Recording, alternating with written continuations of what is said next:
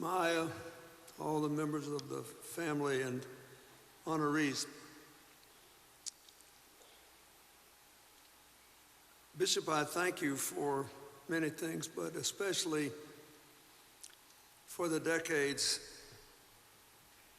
of guidance and genuine friendship you gave to Elijah. It is true that almost exactly 21 years ago, he invited me to New Psalmist on the Sunday before the election.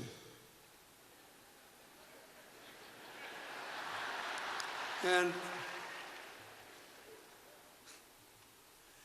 I remember, I loved that you introduced the staff, because we'd all be dead without the people that are helping us. But if you're president, your staff is always trying to tell you why you shouldn't do something or you shouldn't go somewhere. I remember this very well. They said, it's Tuesday, Sunday before the election. Why would you go? I get why you want to go to an African-American church, but why would you go to Baltimore? I mean, come on. They're so good to you. They always vote for you. And why would you go for Elijah Cummings? He's been in the House 15 minutes. He literally hadn't finished one term yet. I said, I just got a feeling this is something we ought to do. And if we do it, we'll know whether it was right or not. And so the bishop rolls out the red carpet. Thousands of people were there. And you may remember we got in some trouble, didn't we? We got in some trouble. People criticized us for having a get out the vote event in a church. They said it was inappropriate.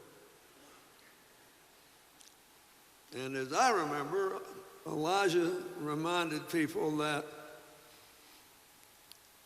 our constitutional rights, including the freedom of religion, the freedom of assembly, the freedom of speech, depended on people giving voice to them in elections.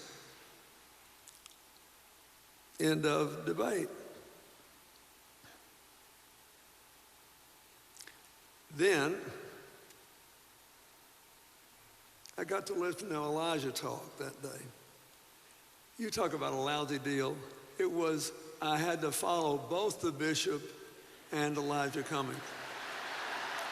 And at least I'm getting in ahead of you and President Obama today. I'm just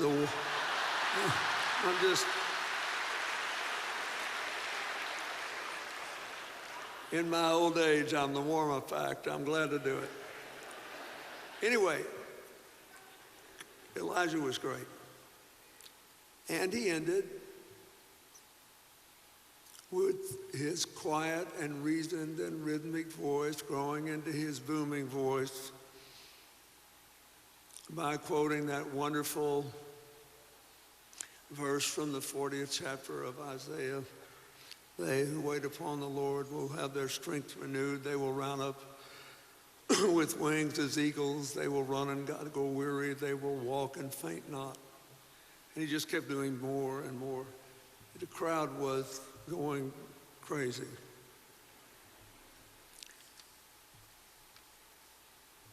Over the course of these last few days, I've had the chance to think a lot about Elijah's life. He really did sort of mirror Isaiah, who had one of the greatest one-liners in the history of human affairs. When the Lord asked, whom shall I send and who will go for me? Isaiah said, here am I, Lord, send me. Elijah Cummings spent a whole life saying, send me. An entire lifetime.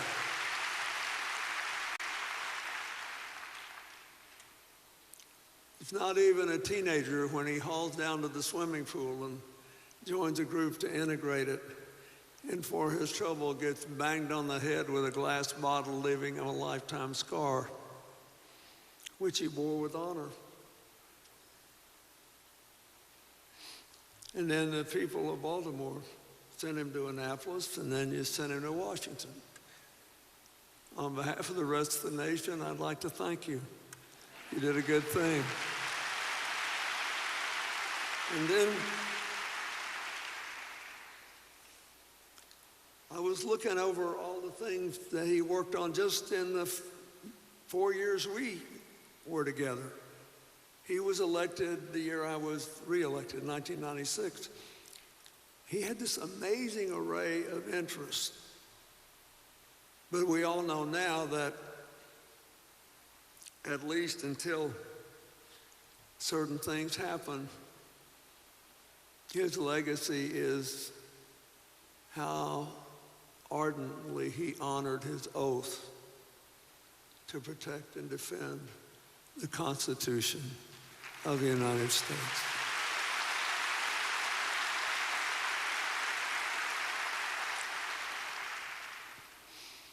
I think he did it for a lot of reasons. He loved the fact that his parents' humble lives made his a great American story. And he loved that it confirmed his faith, but he knew that without the Constitution, the laws that were passed under it, the rights that were guaranteed by it, and the abuses it was designed to prevent, without that Constitution, he would not have been in Congress. And so he said to himself, I am certain every day I will not let this promise be sullied. And he did his best.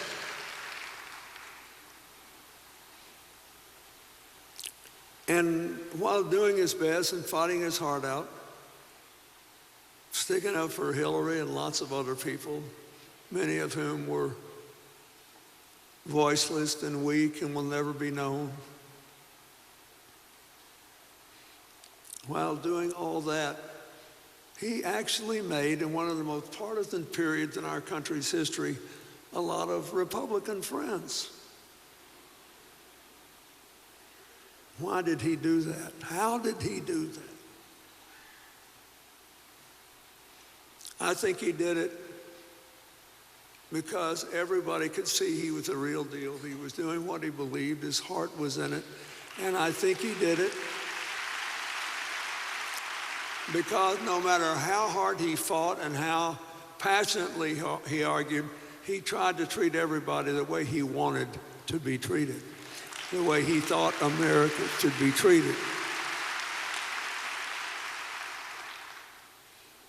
You know, you can't run a free society if you have to hate everybody you disagree with.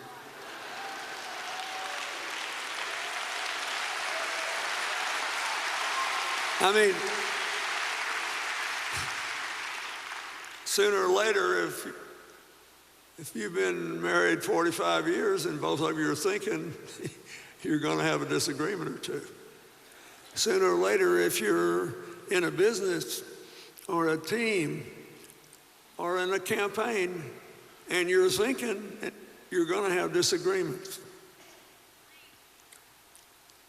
He believed that he should treat people the way he wanted to be treated. And he believed if everybody accepted his broad, endearing, inclusive definition of one America, where we respect our differences and think what we have in common matters more, and we all live under the same set of rules, and we all believe that under those rules, those of us who have more than we need should do more to help those who don't have enough, that everything would work out okay. Now, that's what he believed. And being friends, he was so proud that he could help resolve the personal spat between his Republican congressional friend and new member of the Democratic caucus. But he believed. So here's what I want to leave you with. Elijah spent his working life in the tradition of Isaiah. He went again and again and again.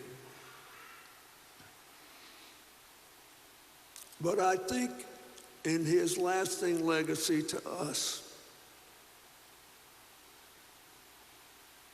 we should think again about the prophet Elisha for this reason.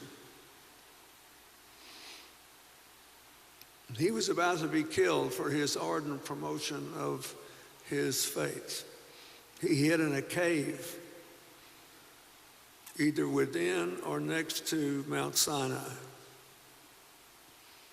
He received a message from God to go up and stand on top of the mountain and wait for the voice of God to speak to him.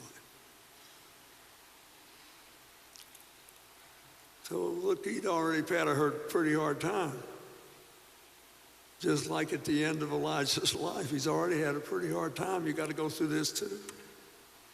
So there's Elijah standing on the mountain, and a huge wind came, so strong it broke the rocks of the mountain. But the Lord was not in the wind. Then an earthquake came, shaking everything. But the Lord was not in the earthquake. Then the fire came.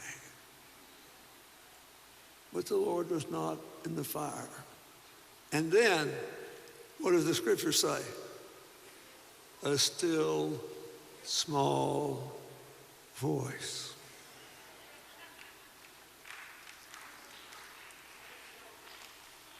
Elijah,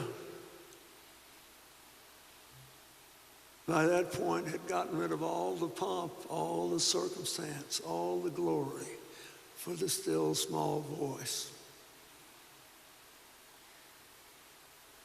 I love this man. I loved every minute I ever spent with him, every conversation we ever had. I loved his booming voice. But we should hear him now in the quiet times at night and in the morning when we need courage. When we get discouraged and we don't know if we can believe anymore, we should hear him.